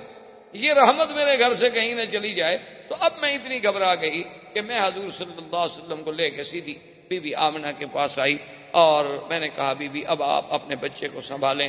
میں اب بچے کی حفاظت نہیں کر سکتا۔ تو بی بی آمنہ نے فرمایا کہ حلیمہ کیا بات ہے، تم تو منتیں کر کے لے گئی، تو ابھی تو چند ماہ بھی نہیں گزرے تم پھر خود آ گئی ہو دینے کے لیے، کیا تمہیں خطرہ ہے؟ اس نے کہا کہ اب بی بی میں آپ کو کیا بتاؤں، کچھ حالات ایسے دیکھے گئے ہیں، کچھ باتیں ایسی ایسی حضور کے ساتھ ہوئی ہیں، اور آپ کا سونا اٹھنا بیٹھنا، پھر کہنا کہ 2 آدمیوں نے میرا سینہ مبارک کھولا ہے، یہ ایسی باتیں ہیں کہ میں ڈر گئی ہوں کہ کہیں میں اس امانت کو سنبھال نہ سکوں۔ تو بی بی آمنہ نے کہا اچھا تم کہیں اس طرح اس لیے تو نہیں ڈر رہی ہو کہ آپ پر کوئی جن کا اثر ہو گیا؟ تو انہوں نے کہا پتہ نہیں، ہو سکتا ہے کہ جن کا بھی اثر ہو۔ تو انہوں نے کہا کہ نہیں، میرے بچے پہ کبھی جن کا اثر نہیں ہو سکتا، کیونکہ جب یہ پیدا ہوئے تھے تو میں نے اسی وقت کہا تھا کہ انی اعوذک باللہ الواحد الاحد من شر حاسد اذا حسد۔ اب دیکھیں کہ بی بی آمنہ حضور کو اس وقت بھی اللہ کی پناہ میں دے رہی ہیں پیدا ہونے کی بات، حالانکہ وہ تو ان گھرانوں میں پیدا ہوئی جہاں بت پرستی تھی، لیکن حضور صلی اللہ علیہ وسلم کی ولادت کا سلسلہ اور حضور کی برکات کے، انہوں نے کہا کہ ہاں میرے بچے پہ جن شن تو کوئی اثر نہیں کر سکتا، لیکن اگر تم گھبرا گئی ہو تو کوئی بات نہیں، چھوڑ۔ تو حضور صلی اللہ علیہ وسلم پھر اپنی ماں کے پاس آ گئے، اور اس کے بعد عبد المطلب ابھی زندہ تھے، اور کفالت جو تھی وہ عبد المطلب کی تھی، اور عبد المطلب مکے کے سردار، اور عبد المطلب کے لیے کعبۃ اللہ کے بالکل عین دروازے کے قریب بساط بچھائی جاتی تھی، یعنی آپ کے لیے، جیسے آپ نے دیکھا نا عرب کا اب بھی رواج ہے کہ گھروں سے باہر مکانوں کے ایسے تھڑے بنے ہوتے ہیں، وہاں کپڑا بچھا دیں گے، سرانے رکھ دیں گے، پیچھے مجلس بنا کے بیٹھ جائیں، عرب کا اب بھی رواج۔ تو عبد المطلب کے لیے جو مجلس بنتی تھی وہ بالکل عین کعبۃ اللہ کی دیوار کے ساتھ اور کعبۃ اللہ کے دروازے کے قریب، وہاں آپ کے لیے مخملی کپڑے بچھائے جاتے، سرانے لگائے جاتے، گدے لگائے جاتے، کیونکہ سردار مکہ تو اس وقت عبد المطلب، سارے مکے پہ ان کی سرداری تھی، اور پھر سقایا اور خدمت حجاج، خدمت حجیج، یہ سارا نظام جو ہے عبد المطلب کے سپرد تھا، لہذا ان کا احترام جو ہے دو جانب سے تھا، ایک کعبۃ اللہ کی نسبت سے اور ایک مکے کی سردار ہونے کی نسبت۔ اور جب وہ مجلس بچھا دی جاتی تو کوئی بھی آدمی جب وہاں آتا تو اس کو یہ اجازت نہیں تھی کہ وہ حضور اس عبد المطلب کی اس بساط پہ، اس جگہ پہ بیٹھ جائے، حتیٰ کہ عبد المطلب کے باقی بیٹے جو ہیں وہ بھی کھڑے رہتے تھے، باپ کا انتظار کرتے تھے جب تک والد آئیں وہ آ کے وہاں بیٹھیں۔ لیکن خدا کی شان ہے کہ محمد مصطفیٰ صلی اللہ علیہ وسلم ابھی تو 3-4 سال کی عمر نہیں ہوئی تھی، آپ جب بھی تشریف لاتے تو آ کر فوراً اپنے عبد المطلب دادے کی مجلس پہ بیٹھ جائیں، اور بھائی اگر روکتے بھی تو آپ ان کی توجہ نہ۔ اور عبد المطلب کو جب کہا گیا تو انہوں نے کہا ان ابنی ھذا لشأن، اس میرے بیٹے کے اندر کوئی اللہ نے کوئی شان رکھی ہے ایسی، اس کو منع نہ کیا کرو، اگر یہ میری مجلس پہ بیٹھ جائے تو بیٹھ جائے، میں نیچے بیٹھ جاؤں گا، لیکن میں محمد کو نہیں اٹھا سکتا صلی اللہ علیہ وعلا آلہ واصحابہ وسلم۔ تو اب حضور صلی اللہ علیہ وسلم کو یعنی اس ضمن میں آپ کو یہ ایک جہاں وہاں یعنی بی بی حلیمہ کے پاس خالص غذا ملی، خالص لسان ملی، خالص لغت ملی، اور عبد المطلب کے پاس بیٹھ کے سرداری ملی، اور سرداروں کی باتیں، بڑے بڑے سرداروں کا عبد المطلب کے دربار میں آنا، بیٹھنا، باتیں کرنا، انداز کرنا، یہ ساری باتیں جو تھیں اس کی ایک تعلیم دی جا رہی تھی۔ عبد المطلب کی مجلس کوئی معمولی سی مجلس نہیں تھی، اس وقت مکے کا سب سے بڑا سردار۔ یہ سارا ایک اللہ کی طرف سے نظام۔ اور عبد المطلب کا عالم یہ تھا کہ سردار ہونے کے باوجود پیسہ نہیں ہوتا تھا، چونکہ جب پیسہ آتا تو سخاوت تھی، خرچ ہو جاتا، حاجیوں پہ خرچ ہو رہا ہے، زمزم میں شہد ملا کے پلایا جا رہا ہے، زمزم نہیں تو باہر سے پانی لا کے پلایا جا رہا ہے، سرید کھلائی جا رہی ہے، روٹی کھلائی جا رہی ہے، حاجیوں کی خدمت کی جا رہی ہے، تو اتنا پیسہ کہاں سے ملے گا سردار؟ تو بہرحال حضور صلی اللہ علیہ وسلم آپ کی کفالت میں بھی تربیت لیتے رہے، اور جب حضور صلی اللہ علیہ وسلم کی عمر مبارک زیادہ ہوئی، ایک دن آپ کی والدہ نے یہ ارادہ کیا کہ میں حضور کو لے کر آپ کے اخوال جو ہیں بنو نجار مدینہ منورہ میں ان کے پاس جاؤں، کم سے کم میں اپنے رشتہ داروں کو بھی تو ملا ہوں، اور کم سے کم حضور صلی اللہ علیہ وسلم میرے بیٹے کی زیارت کر سکیں۔ حضور کو لے کے مدینہ منورہ تشریف لے گئیں، اور خدا کی شان ہے مدینہ منورہ کی بھی گلیوں میں جہاں جہاں حضور صلی اللہ علیہ وسلم گزرتے تو لوگ حیران ہو،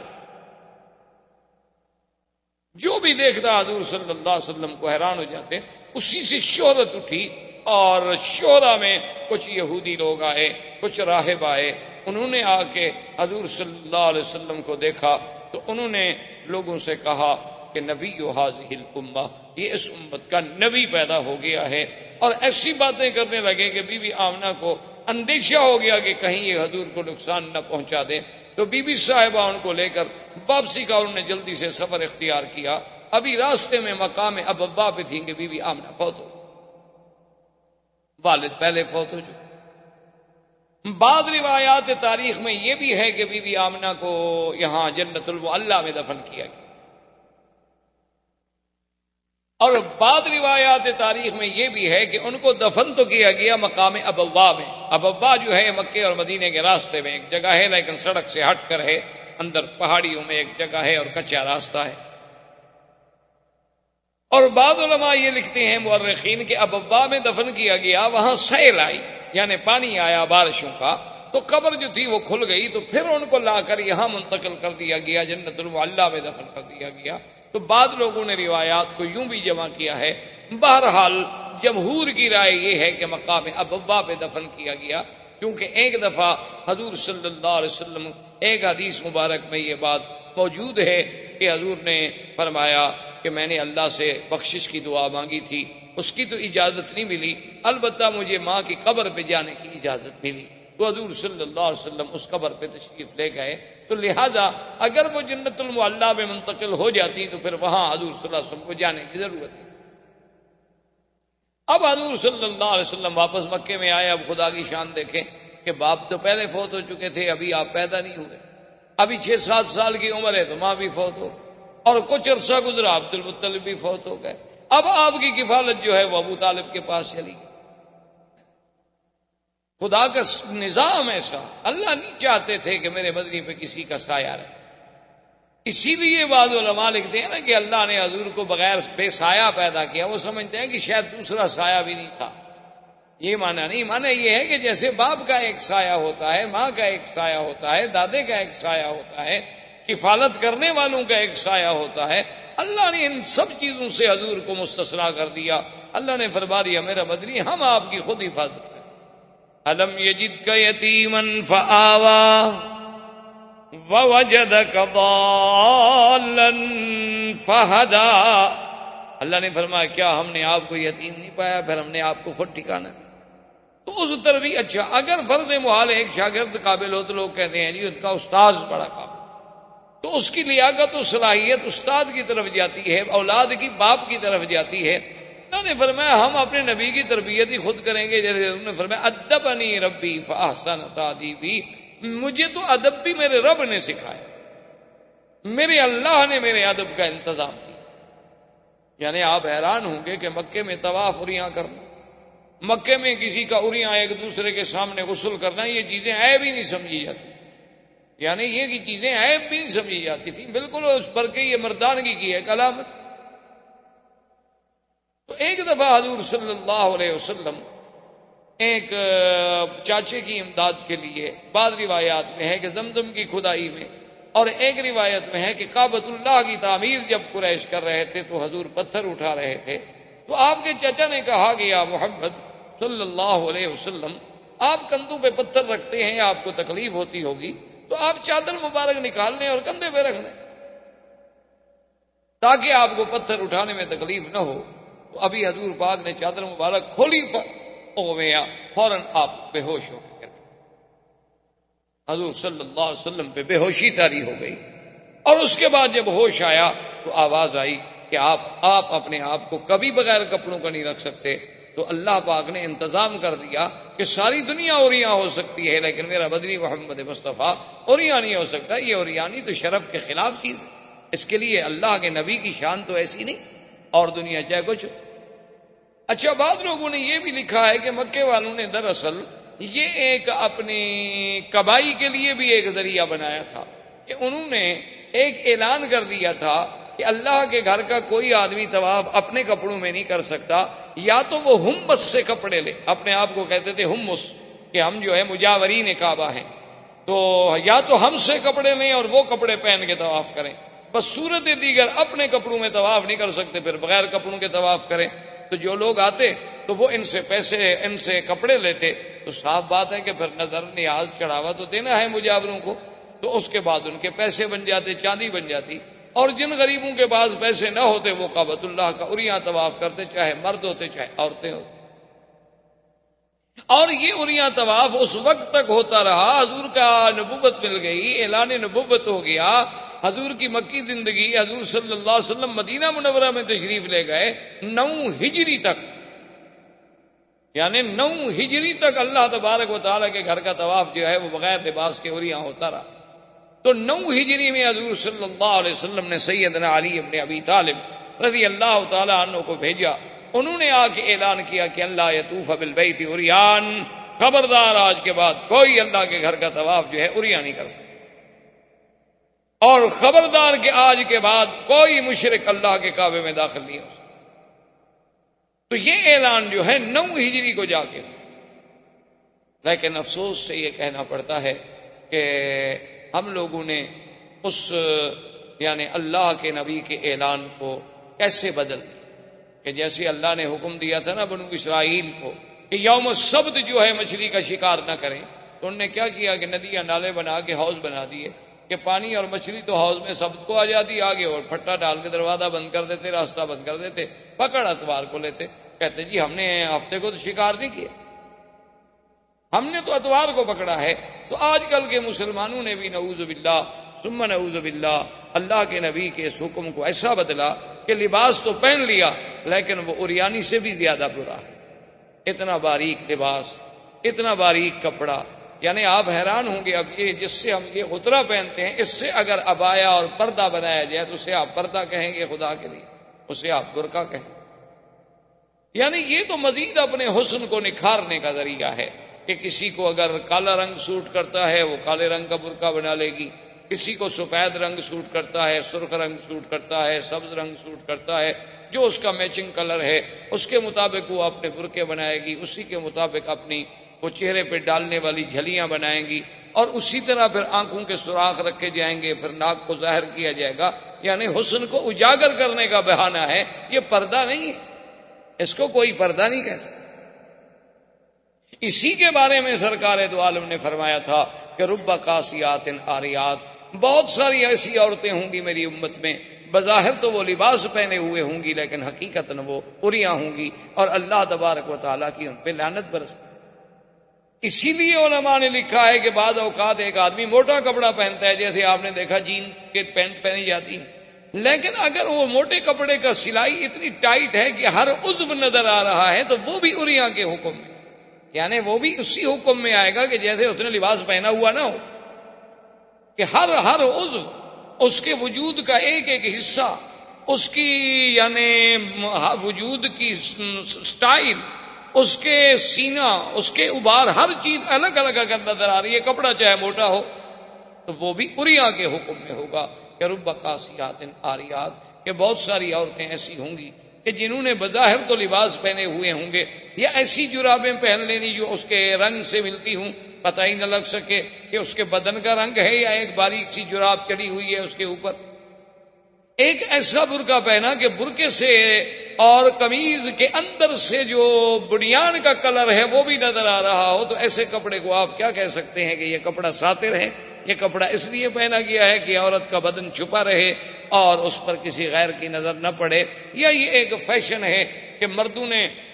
اپنا ایک عبایا ڈال لیا، عورت نے ایک سیاہ گاؤن ڈال لیا، بس ختم ہو گئی بات۔ اچھا، بال تو نعوذ باللہ یہ عالم ہے کہ اوپر سے باقاعدہ برقع ہے اور اندر جو ہے منی اسکرٹ ہے،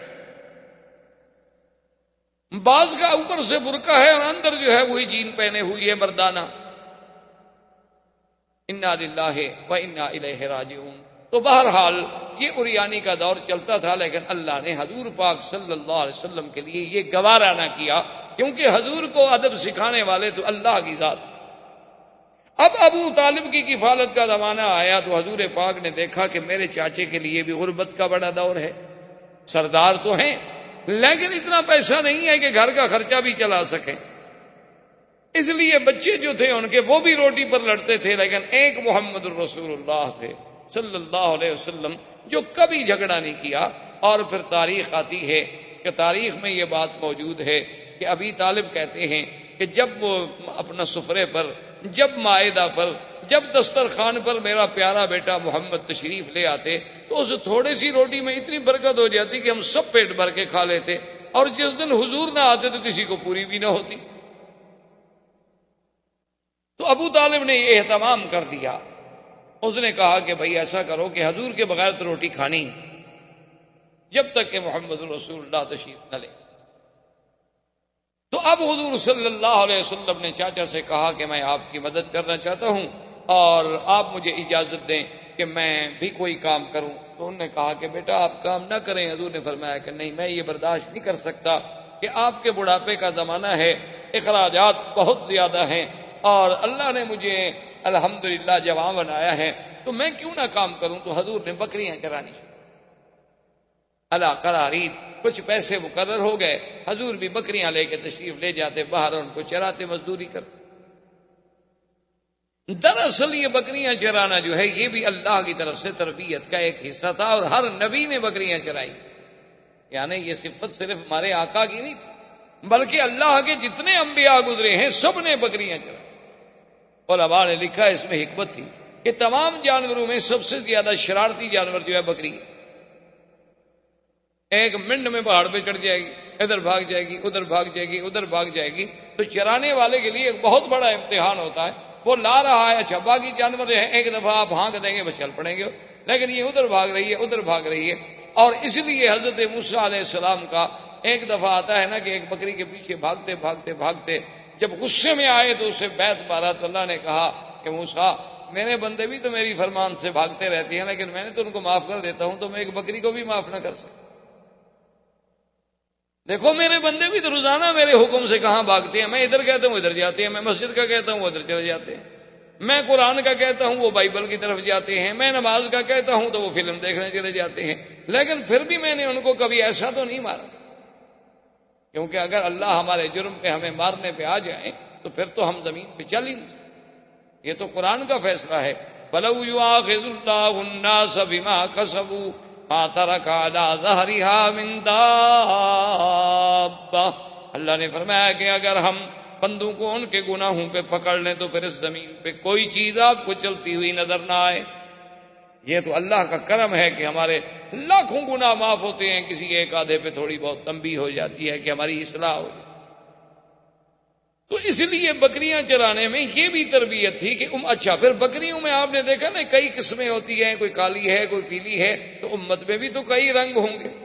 بکریوں میں آپ نے دیکھا ہے کئی آہستہ چلنے والی، کوئی تیز چلنے والی، کوئی دوڑنے والی، کوئی چھوٹے قد والی، کوئی بڑے قد والی، کوئی زیادہ دودھ والی، کوئی کم دودھ والی۔ تو امت میں بھی تو ایسے اختلاف ہوتے ہیں، تو اللہ اپنے نبیوں سے امت کی تربیت کا کام لینا ہوتا ہے تو ان کو پہلے ایسے کام میں ڈالتے ہیں کہ انہیں تربیت کا انداز آ جائے۔ تو ایک دن حضور پاک صلی اللہ علیہ وسلم نے چونکہ کبھی گانا نہیں سنا، حضور صلی اللہ علیہ وسلم نے کبھی موسیقی نہیں سنی، حضور صلی اللہ علیہ وسلم نے کبھی جھوٹے قصے نہیں سنے، تو کبھی شادیوں پہ نہیں گئے۔ ایک دن قریش کی بڑی شادی تھی، تو حضور نے اپنے ساتھی سے جو بکریاں چرانے میں شریک تھا اس سے کہا کہ بھائی اگر تم کل میری بکریاں سنبھال لو تو میں چاہتا ہوں کہ میں کم از کم یہ تو دیکھوں کہ مکے والوں کی شادی کا کیا طریقہ ہے، شادی پہ کیا ہوتا ہے، کیسے خوشیاں منائی جاتی ہیں، کیسے قصاص آتے ہیں، کیسے وہ قصے کرنے والے لوگ آتے ہیں، تو کم سے کم میں بھی کوئی شرکت کر سکوں۔ اس نے کہا ٹھیک ہے کل آپ کی بکریاں میں چرا لوں گا، کیونکہ رات کو تو جاگنا ہوتا ہے نا، رات جاگیں گے تو صبح تو سو جائیں گے، لازمی بات ہے۔ حضور فرماتے ہیں کہ میں آیا تو ابھی مجلس تیار ہو رہی تھی، ابھی کوئی قصہ وصہ کوئی کہانی شروع نہیں ہوئی تھی، فغلبنی النوم، حضور فرماتے ہیں مجھے اتنی نیند نے غلبہ کیا کہ میں سو گیا، فما افقت الا بعد حر الشمس، جب صبح سورج نکلا اور اس کی دھوپ آئی تو میں نیند سے اٹھا۔ اللہ نہیں چاہتے تھے کہ میرا بدنی جھوٹے قصے سنے، اللہ نے نیند سے، کیونکہ اللہ جب ادب سکھانے والے ہوں، اللہ جب تربیت دینے والے ہوں تو پھر تربیت میں کیسے نقص آ سکے۔ حضور پاک نے پھر دوسری رات پھر انتظام کیا کہ بھئی پچھلی رات اتفاق ہے شاید نیند آ گئی، آج رات تو میں بالکل نہیں سوؤں گا نا، آج حضور تیار ہو کے آئے، لیکن کہتے ہیں فغلبنی النوم، خدا کی شان ہے کہ نیند نے مجھے زبردست دبوچ لیا اور میں سو گیا، اور سب کچھ ہوتا رہا، گانے ہوتے رہے، آوازیں ہوتی رہیں، باجے بجتے رہے، لیکن ایسی نیند اللہ نے غالب کر دی کہ نیند اس وقت کھلی، مجلس اجڑ گئی، لوگ بھاگ گئے، سورج نکل آیا، حضور صلی اللہ علیہ وسلم دھوپ سے اٹھے، دیکھا تو کچھ نہیں، تو واپس آئے تو اس بھائی نے پوچھا کہ ماذا رأیت تھا، آپ نے کیا دیکھا؟ انہوں نے کہا میں تو کچھ نہیں دیکھا، مجھے تو دونوں راتوں نیند آ گئی۔ اصل میں اشارہ اس طرف تھا کہ محمد عربی صلی اللہ علیہ وسلم جس چیز کو تیرے دین میں ہم نے حرام کرنا ہے اس کو تیرے قانون میں ہم کیسے جانیں؟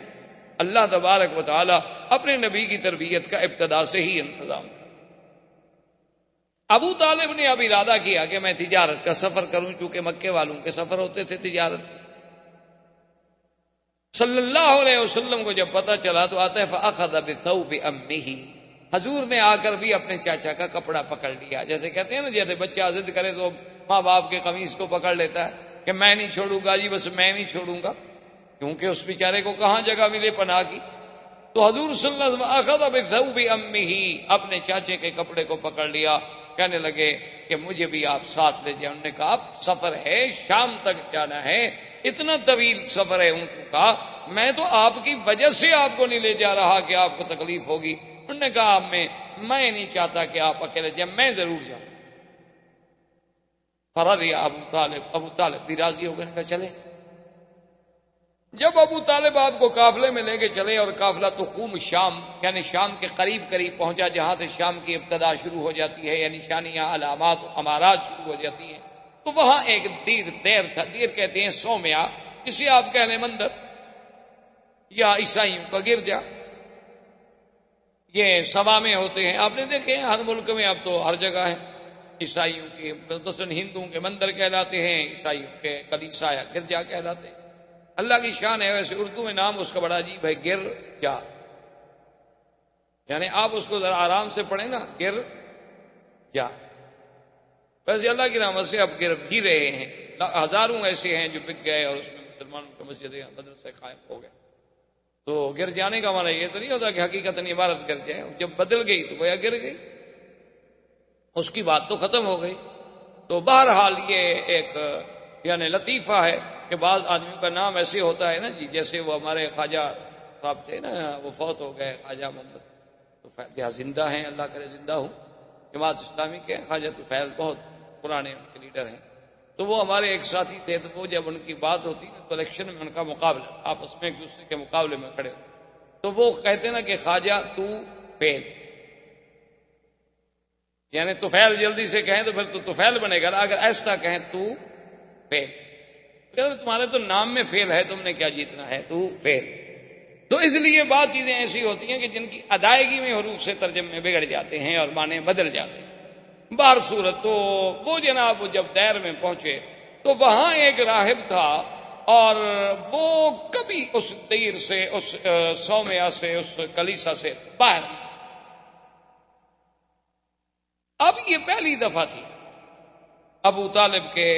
دور میں، جب یہ سفر پہ گئے تو ان کی زندگی میں یہ پہلا واقعہ تھا، یعنی اس سے پہلے کبھی ایسا نہیں ہوا کہ وہ راہب جو ہے وہ باہر نکلا ہو۔ لیکن وہ راہب باہر بھی آیا، اور آنے کے بعد اس نے یہ بھی کیا کہ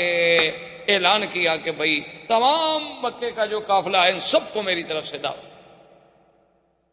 ابو طالب حیران کہ یہ تو راہب کبھی باہر نہیں آیا اور آج ہمیں دعوتیں ہو رہی ہیں، بات کیا ہے؟ اور راہب نے اپنے سب چھوٹے چھوٹے جو اس کے تھے نا نیچے کام کرنے والے چھوٹے چھوٹے راہب، تو ان کو کہا کہ بھئی اعلیٰ سے اعلیٰ کھانے کا انتظام کرو، اور اتنا کھانے کا انتظام کرو کہ پورے قافلے کو کھلاؤ، اور ہر آنے جانے والے کو، گزرنے والے کو، بستی والوں کو سب کو کھلاؤ، اور کسی چیز کی کمی نہیں ہونی چاہیے، اور خود کھڑے ہو کے نگرانی کرو۔ کھانے کا انتظام ہو گیا بڑی لمبی تفصیل میں۔ اب جناب جب کھانے کا وقت آ گیا تو راہب ایک ایک کو غور سے دیکھ رہا ہے، اور اس کے بعد اس نے پوچھا ابو طالب سے کہ حل ترک تم احدن، کسی کو چھوڑ کے آئے ہو، کوئی بندہ رہ تو نہیں گیا؟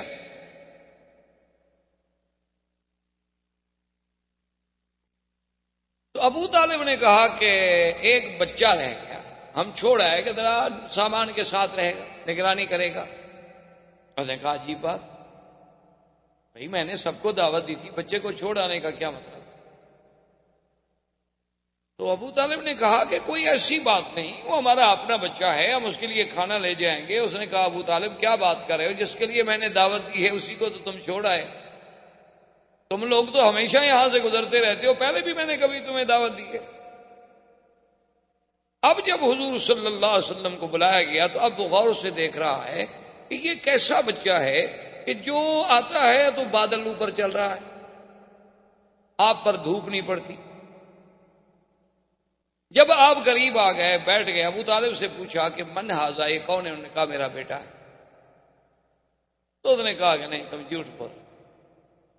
یہ تمہارا بیٹا نہیں۔ اس نے کہا میرا بیٹا ہے۔ اس نے کہا واللہ غضب تھا، اس نے کہا میں قسم کھاتا ہوں جھوٹ بول رہے، تمہارا بیٹا نہیں ہے، اس کا باپ اس وقت زندہ نہیں ہو سکتا۔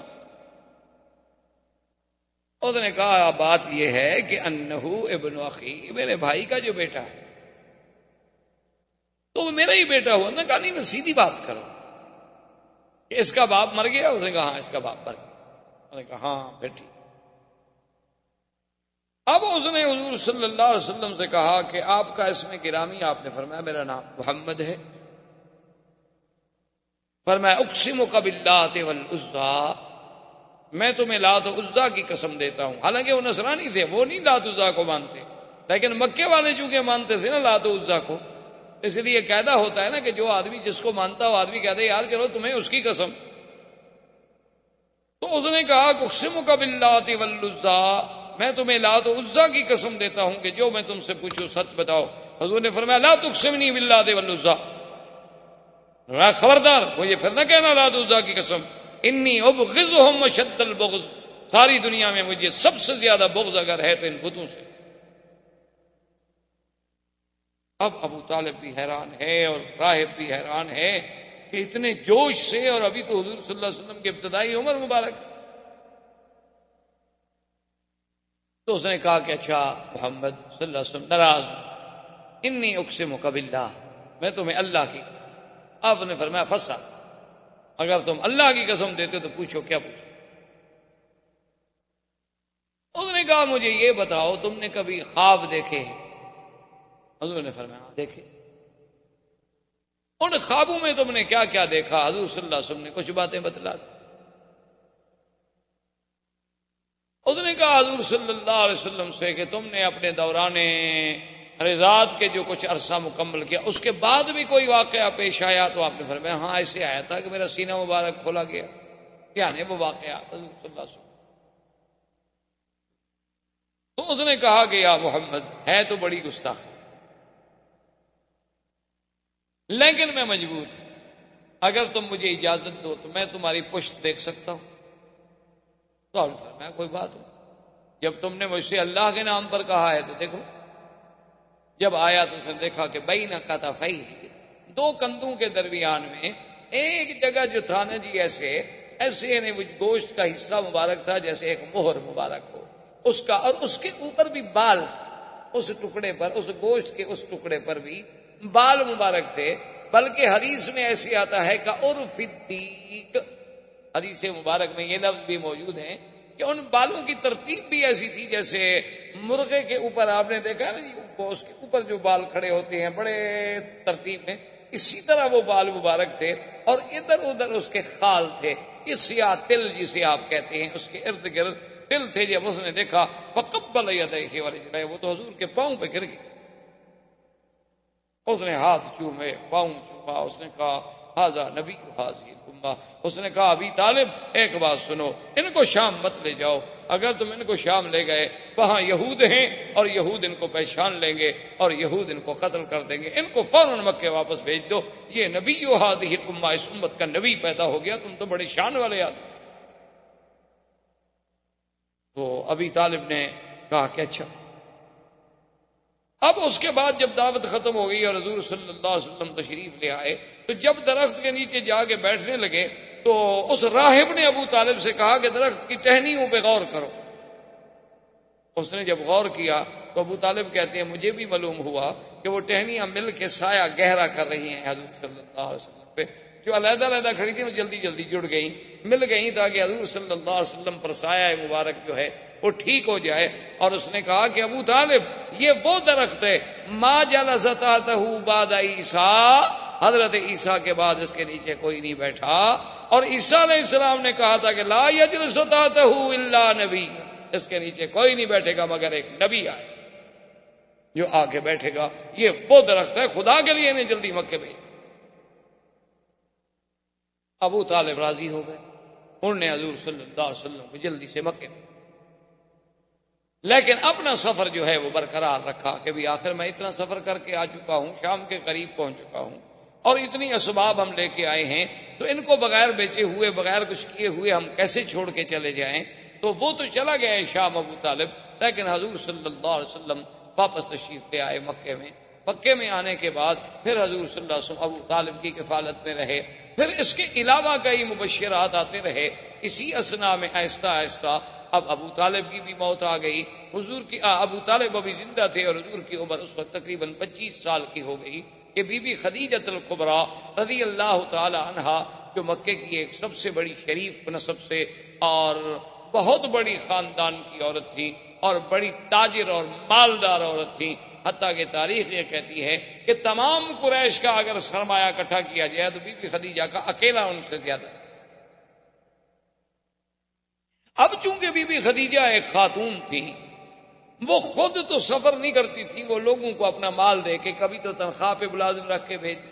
کبھی ان سے حصہ مقرر کر لیتی، کبھی ان سے کچھ نسبت طے کر لیتی، مال دیتی۔ انہیں جب پتہ چلا کہ یہاں ایک ذات پاک ہیں جن کا نام محمد ہے اور شہرا ہے محمد ابن عبداللہ کا، آپ کی صداقت کا، آپ کی شرافت کا، آپ کی سیرت کا، آپ کے کردار کا، تو انہوں نے پیغام بھیجا کہ حضور آپ میرے مال سے کیوں تجارت نہیں کرتے؟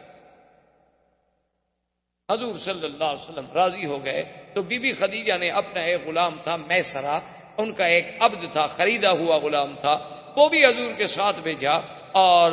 میسرہ کو بھی مال دیا، حضور پاک کو بھی مال دیا، اور میسرہ کی ذمہ داری لگائی کہ تم نے حفاظت بھی کرنی ہے اور ساتھ بھی رہنا۔ اب حضور صلی اللہ علیہ وسلم مال لے کے شام کی طرف چل پڑے۔ میسرہ کہتا ہے کہ واللہ خدا کی قسم ہے میں نے ایسا خلق تو کبھی نہیں دیکھا تھا قریش۔ وہ تو ہم غلاموں کو غلام سمجھتے تھے کہ دور بیٹھو کام کرو، لیکن محمد مصطفیٰ کھانا میرے ساتھ کھا رہے ہیں، پانی میرے ساتھ پی رہے ہیں، اور مجھ سے ایسی باتیں کر رہے ہیں جیسے میں بالکل آپ کا کوئی ایک عزیز ہوں۔ اتنی کرم، اتنی محبت، اتنا۔ اور پھر حضور شام آئے، مال بیچا۔ پھر مال بیچنے کے بعد میسرہ سے کہا کہ بھی پیسے لے کے جو ہم واپس جائیں، کیوں جائیں؟ یہاں سے مال خرید لو، وہ مکے میں بیچ دیں گے۔ تو وہ مال خرید کر کے مکے میں لے آئے، اور مکے میں آ کے وہ مال بیچا۔ اب سب پارٹیاں جو تھیں ان نے تو ایک دفعہ نفع کمایا، حضور نے 2 دفعہ نفع کمایا، یعنی جب تجارت دی گئی تو اس میں بھی آپ سب سے آگے نکل گئے، کوئی مکے کا تاجر بھی مقابلہ نہ کر سکا۔ بی بی خدیجہ کو جب پتہ چلا کہ ایک آدمی نے کبھی تجارت نہیں کی اور وہ اتنی جلدی کیسے اس مقام پہ پہنچ گیا کہ سب تجارت کے تجربہ کار جو تھے وہ پیچھے رہ گئے، اس نے میسرہ کو بلایا، اس نے کہا میسرہ یہ کیسے؟ اس نے کہا بی بی کیا پوچھتی ہیں، یہ تو کوئی شان والا آدمی ہے، راستے میں ہم گئے تو راہب نے یہ کہا، میں نے تو ان کو کبھی نہیں دیکھا کہ دھوپ میں جائیں اور اوپر بادل سایہ نہ کرے، میں نے تو کبھی نہیں دیکھا کہ اگر 20 آدمی بیٹھے ہیں، حضور ایسی جگہ بیٹھے ہیں جہاں درخت کا سایہ نہیں، سایہ اسی طرف چلا جاتا ہے جس طرف یہ بیٹھے ہوں، میں نے تو یہ دیکھا اور میں نے یہ دیکھا اور میں نے یہ دیکھا۔ بی بی خدیجہ تو حیران ہو۔ اب بی بی خدیجہ کے دل میں ایک تڑپ پیدا ہوئی کہ کہیں ایسا کیوں نہ ہو جائے کہ میں شادی کر لوں۔ حالانکہ اب بدنہ بی بی خدیجہ کو شادی کرنے کا کوئی ایسا خواہش نہیں تھی، بڑے بڑے سرداروں نے کہا تھا، بی بی نہیں مانی، لیکن اب ان کے دل میں ایک تمنا پیدا ہو۔ اسی لیے علماء نے لکھا ہے کہ مرد تو بڑے دانا اللہ پیدا کرتے ہیں، بہت دانا پیدا ہوتے ہیں اور ہوتے رہیں گے انشاءاللہ، لیکن عورتوں میں بہت قلیل دانا پیدا ہوئے۔ انہوں نے کہا ایک ان میں خدیجہ تھی، اور جس نے حضور صلی اللہ علیہ وسلم کو پہچان لی، اور ایک ان میں بی بی تھی حضرت شعیب کی بیٹی کہ جس نے موسیٰ علیہ السلام کو دیکھ کے پہچان لی۔ انہوں نے کہا اللہ نے ان لڑکیوں کو ایسی ذکاوت دی تھی، ایسا فہم دیا تھا، ایسا مقام دیا تھا کہ اس نے بھی موسیٰ علیہ السلام کو دیکھا تو وہ تاڑ گئی کہ یہ نبی ہے، یہ کوئی عام بندہ نہیں، اور بی بی خدیجہ بھی پہچان گئی۔ تو ایسے تاریخ میں لوگ جو ہیں بہت کم پیدا ہوئے، جیسے بی بی آسیہ تھی، جیسے بی بی مریم تھی، جیسے اخت موسیٰ علیہ السلام تھی۔ تو یہ اس قسم کی ذہین عورتیں بھی تاریخ میں بہت کم پیدا ہوئی، ان میں ایک سیدہ خدیجہ رضی اللہ تعالی عنہ۔ تو بی بی خدیجہ رضی اللہ تعالی عنہ نے ایک عورت تھی، اس کا نام تھا نفیسہ، اس کو بھیجا کہ بھئی تم جا کر ایسے حالات پیدا کرو کہ اللہ کے نبی محمد مصطفیٰ میرے ساتھ شادی کر لیں۔ جیسے لوگ ہوتے ہیں نا جی، عورتیں جاتی ہیں شادی کرانے کے لیے، پیغام لے کے جاتی ہیں، وہ نفیسہ اس قسم کی عورتوں میں سے تھی۔ تو وہ آئی حضور صلی اللہ علیہ وسلم کی خدمت میں، اور آ کر اس نے عرض کیا کہ یا محمد هل ترغب فی الزواج، کیا تم شادی کرنا نہیں چاہتے؟ جوان آدمی ہو ماشاءاللہ، اتنا اللہ نے تمہیں صحت دی ہے، قوت دی ہے، شادی کیوں نہیں کرتے آپ نے فرمایا کہ نفیسہ شادی تو میں کرنا چاہتا ہوں، لیکن سوال یہ ہے کہ کس چیز سے شادی کروں؟ میرے پاس تو کوئی پیسہ نہیں، دولت نہیں، اور بغیر دولت کے پیسے کی شادی کیسے ہو؟ شادی کے لیے تو آخر پیسہ چاہیے، خرچ چاہیے، گھر چاہیے، میرے پاس تو کچھ نہیں۔ میں تو خود ابو طالب کی کفالت میں ہوں، چاچے کی کفالت میں ہوں، اور اگر میں کچھ کماتا ہوں تو اپنے چاچے کی مدد کر دیتا ہوں۔ اس نے کہا کہ حل ترغب فی المال والجمال والنسب، انہوں نے کہا کہ محمد مصطفیٰ صلی اللہ علیہ وسلم، کیا آپ چاہتے ہیں کہ میں ایک ایسی عورت جس میں جمال بھی ہو، مال بھی ہو اور نسب بھی، تینوں چیزیں جمع ہوں؟ کیونکہ بعض عورتیں جو ہیں جمال تو بڑا ہوتا ہے، خوبصورتی بڑی ہے، لیکن خاندان اچھا نہیں۔ بعض ایسی لڑکیاں ہوتی ہیں کہ خاندان بہت اچھا ہے لیکن بیچاری خوبصورت نہیں۔ بعض ایسی ہوتی ہیں کہ مال ہی کوئی نہیں، خوبصورت بھی ہے، خاندان بھی اچھا ہے، لیکن کوئی مال نہیں، کوئی آدمی شادی کرنا نہیں چاہتا۔ نے کہا کہ جب تینوں صفتیں جمع ہو جائیں تو حل ترغب، تو آپ نے فرمایا کہ ہاں پھر کس کی رغبت نہیں ہوگی؟ میری بھی رغبت ہے اگر کوئی ایسی عورت ہو۔ کون؟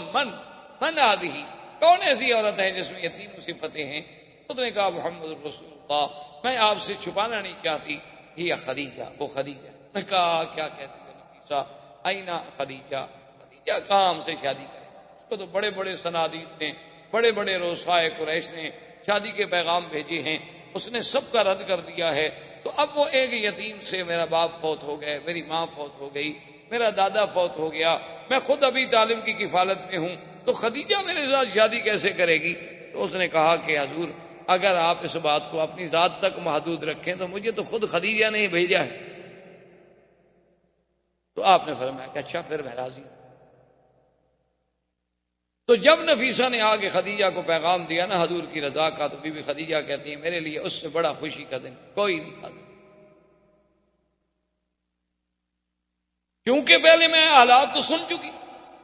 اور میں ساری علامات سے کسی نتیجے پر تو پہنچ چکی تھی کہ یہ کوئی نرالی شان والا بیٹا بچہ ہے، جوان ہے۔ تو بی بی خدیجہ راضی ہوئیں۔ حضور صلی اللہ علیہ وسلم ابو طالب اپنے چچا اور سیدنا حمزہ رضی اللہ تعالی عنہ کو لے کر تشریف لے آئے بی بی خدیجہ کے پاس۔ تو بی بی خدیجہ نے ورقہ ابن نوفل، عمرو ابن اسد ابن عزا جو اس کے قریبی رشتے دار تھے ان کو بلایا، تو حضور صلی اللہ علیہ وسلم کا نکاح ہوا اور خطبہ پڑھا ابی طالب۔ خطبہ نکاح جو ہے وہ ابو طالب نے پڑھا، اور اس کے بعد جو دوسرا خطبہ ہے پھر وہ ورقہ ابن نوفل نے پڑھا تعریف کے لیے، یعنی خطبہ نکاح تو پڑھ لیا ابو طالب، گواہ موجود تھے، لیکن ورقہ ابن نوفل نے پھر تعریف محمد رسول اللہ صلی اللہ علیہ وعلا آلہ واصحابہ وسلم تسلیما کثیرا کثیرا کی شان میں خطبہ پڑھا کہ یہ بچہ جو ہے، یہ نوجوان جو ہے، اس کی کوئی نرالی شان ہے، اس میں ہم نے یہ وصف دیکھی، یہ وصف دیکھی۔ اور اس نے کہا خدیجہ میری رائے میں، میری تحقیق میں اس وقت دنیا کی سب سے زیادہ خوش قسمت اگر کوئی خاتون ہے تو تم ہو، کہ آج تمہاری قسمت میں محمد رسول اللہ ہے صلی اللہ علیہ وسلم۔ اس وقت حضور کی عمر مبارک 25 سال تھی اور بی بی خدیجہ کی عمر 40، اور آپ سے پہلے وہ 2 شوہروں سے شادی کر چکے۔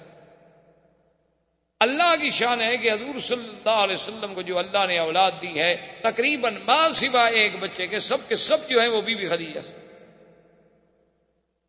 حضور صلی اللہ علیہ وسلم کے بیٹے جو بی بی خدیجہ سے پیدا ہوئے عبداللہ، پہلا بچہ جو پیدا اس کا نام تھا القاسم، دوسرا بیٹا جو پیدا ہوا اس کا نام تھا عبداللہ۔ بعض لوگوں کو بڑی غلطی لگتی ہے، وہ کہتے ہیں حضور کے بیٹوں کا نام شاید طیب بھی تھا اور طاہر بھی تھا۔ یہ طیب طاہر آپ کے بیٹوں کا نام نہیں تھا۔